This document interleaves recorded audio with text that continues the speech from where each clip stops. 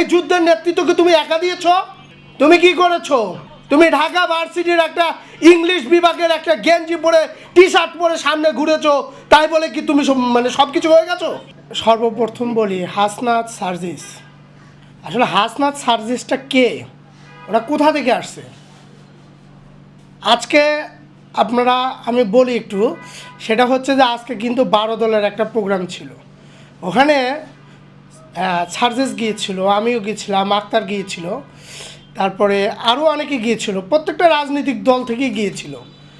তো আমি ওখানে বসেছিলাম, আমার তো দৃষ্টিশক্তি আমি হারিয়েছি। তো আমার একজন সহকারী ছিল, ও যখন সার্জিসকে ডাক দিল, ও আমাকে দেখে এক দৌড় দিছে, ও আমার সামনে আসেনি, ঠিক আছে? তো এখন যে বিষয়টা বলবো, সেই বিষয়টা হচ্ছে যে ওরা এত টাকা কোথা থেকে পেল, কাদের দ্বারা পেল? আজকে বক্তব্যের মাঝে দেখলাম যে প্রায় সবাই আমাদের জন্য মানে আকুতি মিনতি করতেছেন, কিন্তু মূলত আর্থিক কী করতেছেন আমাদের জন্য? আহত ব্যক্তিদের জন্য কিছু করা হয়েছে আজ পর্যন্ত? হ্যাঁ, আপনারা বলতে পারেন যে মাসিক ভাতা করা হয়েছে, টাকা দেওয়া হচ্ছে।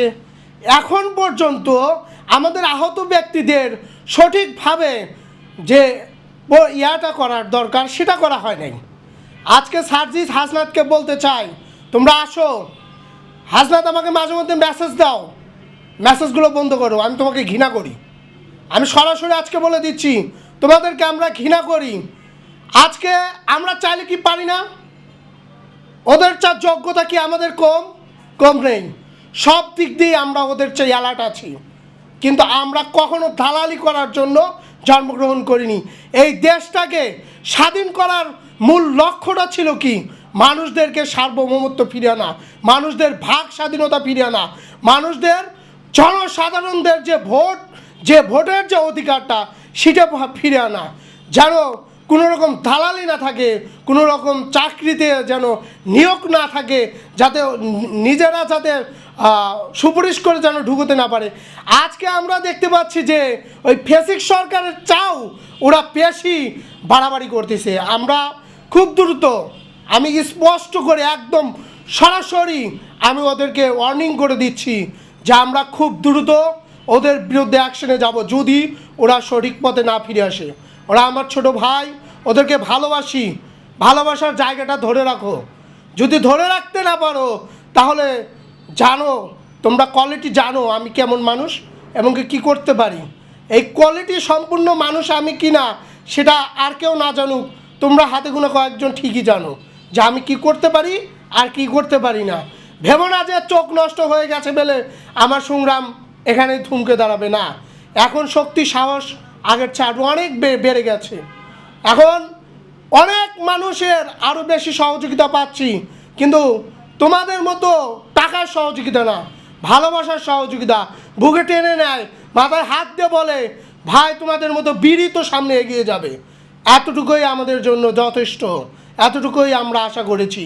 আমাদের স্বপ্ন নেই আমরা উপদেষ্টা হব, আমাদের স্বপ্ন নেই আমরা কোনো এমপি হব, আমাদের কোনো স্বপ্ন নেই আমরা কোনো উপজেলা চেয়ারম্যান হব, আমাদের কোনো রকম স্বপ্ন নেই। আমাদের স্বপ্ন জাস্ট এতটুকুই, আমাদের বাংলাদেশের একদম মানুষ যেন নিরাপদে ঘুমাতে পারে, বাংলাদেশে যেন কোনো উশৃঙ্খলা সৃষ্টি না হয়। যেই রাজনীতিগুলো করতে চাচ্ছ তোমরা, এই রাজনীতি বন্ধ করো। এই রাজনীতি দিয়ে বাংলাদেশে গৃহযুদ্ধ লাগার সম্ভাবনা রয়েছে। এই গৃহযুদ্ধ যদি কোনোভাবে বাংলাদেশে লাগে, সবচেয়ে থেকে বেশি ক্ষতিগ্রস্ত হব আমরা যারা সমন্বয়ক ছিলাম তারা। তোমরা যারা বুঝতেছো না, যেই মাস্টার মাইন্ডগুলো তোমাদেরকে চালাচ্ছে, যারা তোমাদেরকে বুদ্ধি পরামর্শ দিচ্ছে, তোমরা খোঁজ নিয়ে দেখো ওরা হয়তো বা ইন্ডিয়ার দালাল, আর না হলে আওয়ামী লীগের সাথে সংযুক্ত আছে। কারণ তোমাদের ওরা কখনোই মঙ্গল চাইতে পারে না, ভালো চাইতে পারে না। ভাই, আমরা তোমাদের জন্য বুক পেতে দিয়েছি, আমরা তোমাদেরকে পরামর্শ দিয়েছি, আমরা বিদেশ থেকে টাকা এনে ডলারদের সাথে যোগাযোগ করে দিয়েছি। আমি 18 লাখ টাকার উপরে ডলারদের কাছ থেকে টাকা এনে দিয়েছি। এগুলো কি তোমরা অস্বীকার করতে পারবে না? 22টা যে স্পেশাল টিম ছিল সেটার মধ্যে যে আমার নাম ছিল, আমরা যে সেই স্পেশাল ব্রাঞ্চ হিসেবে কাজ করছি, এগুলো কি তোমরা অস্বীকার করতে পারবে? আমরা কি কোনো মিডিয়ার কাছে গিয়েছি? আমরা কি প্রকাশ দিয়েছি? আমাকে আজ পর্যন্ত কোনো মিডিয়া বারবার বলেছে আপনি আসেন, আপনি কথা বলেন, আমি বলেছি আমি যুদ্ধ করেছি দেশের জন্য, আমার কোনো প্রায়োরিটির দরকার নেই। আমি আজ পর্যন্ত একটি মানুষ যদি বাংলার বুকে বলতে পারে যে আমি নাজমুলকে 10টা টাকা দিয়েছি, তাহলে আমি সঙ্গে সঙ্গে আমার নিজের গলায় নিজে ফাঁসি দিয়ে আমি আত্মহত্যা করব, কেউ বলতে পারবে না। আমি মির্জা ফখরুল স্যার আমাকে দাওয়াত দিয়েছিল, ওনার বাসায় গিয়েছিলাম, উনি আমার পকেটে 2000 টাকা দিয়েছিলেন শুধুমাত্র গাড়ি খরচ। ওনার সাথে আমার পূর্ব পরিচিত, এই আন্দোলন থেকে না। আমি তবু বলেছিলাম স্যার আমার কোনো টাকার প্রয়োজন নেই, আপনার টাকাটা নিয়ে নেন।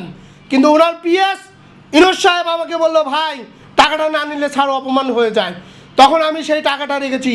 এ ব্যতীত আর যদি একটি মানুষ বলতে পারে যে আমি নাজমুল হককে 10টা টাকা দিতে পেরেছে, তাহলে আমি তো বললাম আপনার সামনে এসে বলেন, তাহলে আপনাদের কেন এত দুর্নম্বর হয়?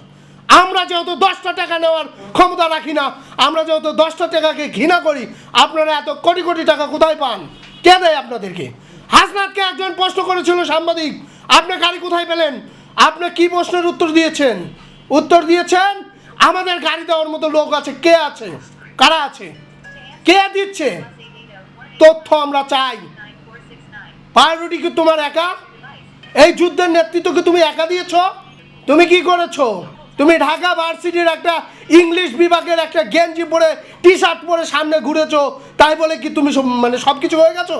আজকে নামো রাজপথে, বাপের বেটা হয়ে থাকলে রাজপথে নামো, দেখি তোমার পিছনে কয়জন আছে, আর আমরা নামি রাজপথে, দেখি আমাদের পিছনে কয়জন আছে। আমি চ্যালেঞ্জ করে দিচ্ছি আপনাদেরকে, আসেন মাঠে নামি।